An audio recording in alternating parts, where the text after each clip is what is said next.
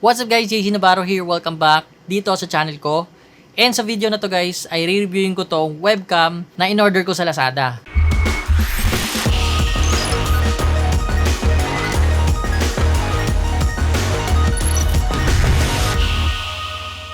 Ito webcam na to guys ay in-order ko siya noong September 9 nung big sale nila. So nakuha ko lang siya ng mga 400 plus, pero yung original price nito ay nasa 700 plus siya. Pero ngayon po ay out of stock siya dun sa pinag-orderan ko. Pero meron pa rin namang ibang supplier na pwede nyong pagbilhan. Bali lalagay ko na lang sa description yung link. Ito webcam na to guys ay sobrang dami din po ng umorder nito. At kung pupunta kayo sa YouTube, pag nag-search kayo ng murang webcam, ay isa po ito sa lalabas. So ngayon, itetest natin siya sa PC para titingnan natin kung okay ba talaga yung quality niya. Ayan. So based dito sa specification na nakalagay sa box, ay 1080p siya and walang nakalagay na FPS. Pero nung binasa ko dun sa Lazada, sa specs niya, ay 30 FPS lang to.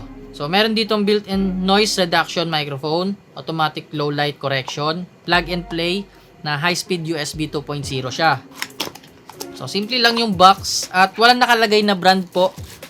Pero dun sa Lazada, Anvius yung ANBIXU, IUX pala. Yun yung nakalagay na brand doon. Anvius ba tawag doon? Or hindi ko alam paano i-pronounce yon.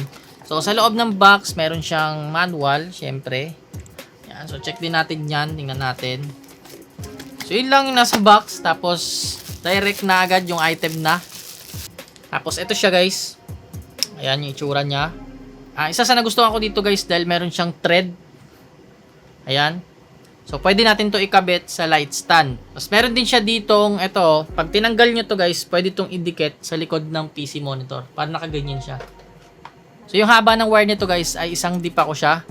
So, 1.5 metro yon. Nalagay ko na po guys yung webcam dito sa light stand. And kung mapapansin nyo, nandito na rin nakalagay yung phone ko para ma-compare lang natin yung dalawa. Ayan. So, urong lang muna natin tong mic dito. Ayan. Then, open natin yung OBS. Tapos, add tayo ng video capture device. So, ganyan siya guys. And, ayan kung papansin nyo, naka-green na siya. Ibig sabihin, ginagamit natin yung webcam. Ayan. So, yan yung IB cam. Tapos, try natin siya ipasok sa OBS para mapagdikit lang natin yung dalawa. Lagyan natin IB cam. Ayan. So, ito siya. Try natin pagsabayin yung dalawa. Ayan, ang layo.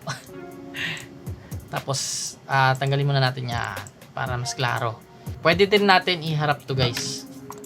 Yan. So, pinurchase ko na po yung IB cam guys. Nasa 400 pesos. Kasi nga, gusto ko mawala yung watermark. Para at least kahit pa paano, magamit ko pa rin siya sa mga stream. Or calls. Yan.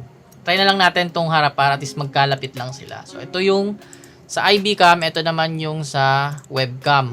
Kaya ito po yung pinurchase ko kasi meron nga siyang thread. Isa to sa nagustuhan ko dahil yung ibang webcam po wala po siyang 1/4 inch thread na pwede siyang i-mount sa stand. Ayan, or sa tripod.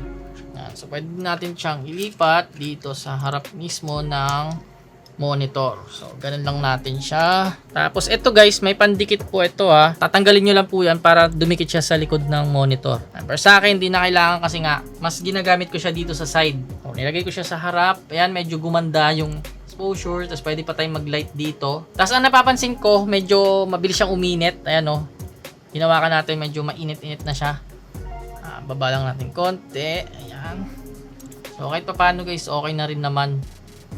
So, gusto nyo naman, i-purchase nyo na lang yung IB cam para magamit nyo yung phone nyo. Yun nga lang, tag 400 to. Tapos, itong webcam na to ay nasa 500 plus siya ngayon. Pero out of stock siya dun sa pinag-orderan ko. At ito pa guys, pwede natin tong i-edit. Yan. Applyan din natin ng color correction para paano, ma-adjust pa natin siya. So, gamma, brightness. Ayan, pwede pa natin diliman. Mahilig kasi ako sa medyo madilim-dilim din talaga. Ayan. Tanggalin lang muna natin. So, ganyan yung normal niya pag hindi kinolor grade. At kayo na, kung musga, kung okay ba siya, pasado ba siya sa inyo. Pero sa akin, okay na rin. Dahil yun nga, mura lang naman siya. At kahit pa paano, at least may webcam na tayo na hindi siya nalolobat.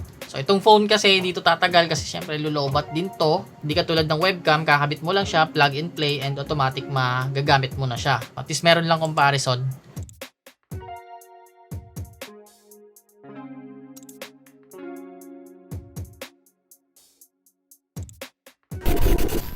So yun lang guys yung review ko about sa webcam na to. Bibigyan ko siya ng 7 out of 10 dahil kahit papano okay pa rin naman yung quality niya. So kung gagamitin nyo siya sa OBS, may filters naman, pwede nyo siyang i-adjust doon para mas mapaganda nyo pa yung quality. In order ko po ito dahil yung gamit ko before is Feocam and yung phone lang. Yun lang yung pinang-webcam ko. So nalolobat po sila.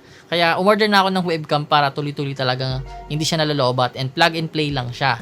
So pag meron kayong mga calls like sa Zoom, 'di ba?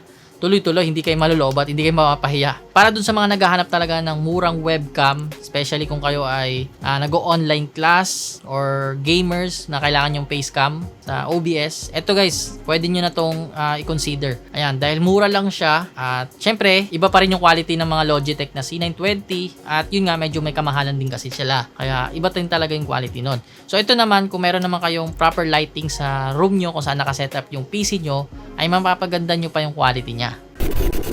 So yun lang, maraming salamat po sa nanood ng video na to at sa mga nakaabot sa part na to. Huwag nyo kalimutan mag-subscribe kung nagustuhan nyo lang naman tong video na to. At kung gusto nyo pa mapanood yung mga ganitong klaseng content, click mo lang yung subscribe button and turn mo yung notification bell para updated ka lagi sa mga videos na i-upload ko. So yun lang, kita-kits na lang ulit tayo sa next video and that's all. Paalam!